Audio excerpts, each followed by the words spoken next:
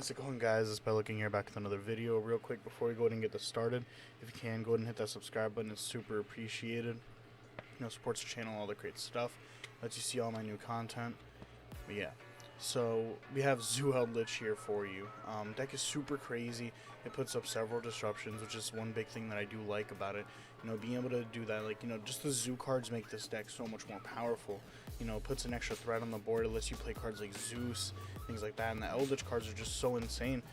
Being able to recycle, all your stuff every turn, being able to get more cards just because you played your other cards is so good, and even if it is an immediate, you get more trap cards, to disrupt your opponent, which is really good as well. We're playing all the good hand traps. We're playing like triple Nibiru, triple Ash, we're playing double Droll, triple Imperm right here. And we are playing, like I said, the triple Imperm, and we're playing triple Droplets for VFD. That is actually another thing I do really like about this deck is VFD really doesn't matter. Because if you get VFD'd, you can just make Trident, or you just set your trap cards. Imagine that. Someone VFDs, you could just normal summon a Zoo, make Trident, set 4 or 5 cards, and pass. They're just like, wait a minute, that's illegal. This deck is super crazy, and I'm really excited to play it IRL, and I think this is probably one of the builds I will be playing. My friend Willie is actually trying out this deck, and it's super fun. We'll just go through the deck real quick and talk about all the cards. So we get triple Nibiru, of course. That card is one of the best hand traps still. Even it's really good against Virtual World because they'll make their VFD, then you just Nibiru them, and then they're forced to have extenders.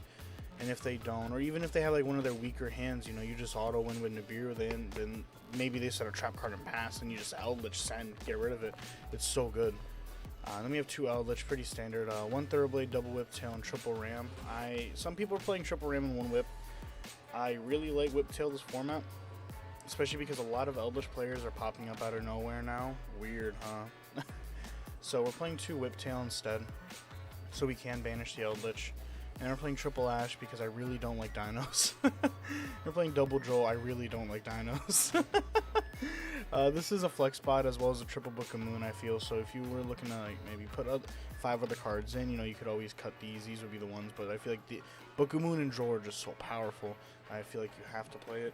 Then we're playing triple Droplets because Droplets just out so many cards. It outs Dragoons, it outs VFD, there's so many good things you can do. And the good part about it is if they end on the stupid VFD and the trap card, the trap card doesn't matter because you just send a trap from your hand. You play what does it say, 11 trap cards. There's a good chance you're going to see it, especially with 6 cards.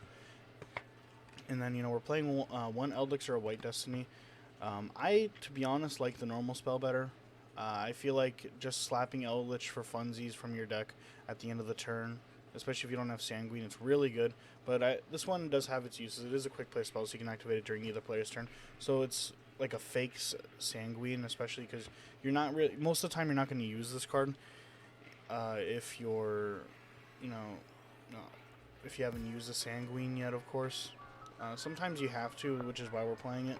But as an overall, I think it's pretty good. As well as, worst case scenario, it's just a pitch, with Eldlich, so it doesn't really matter too much. So then we have 3 Cursed Eldland. That was another big one. This card, I'm so mad.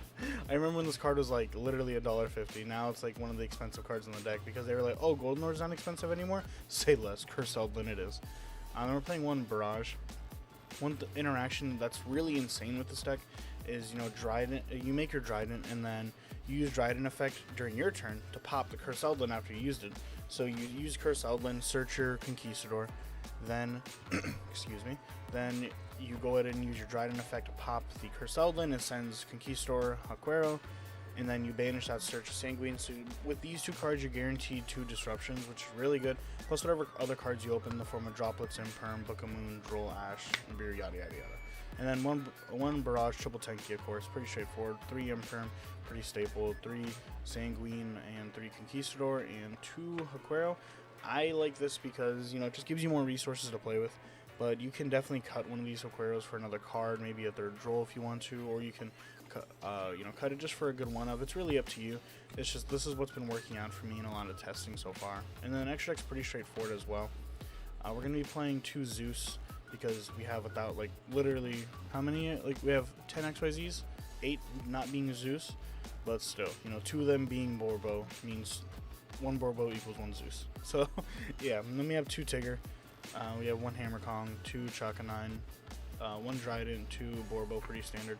Then we have access code, Mega Clops for our boss monsters.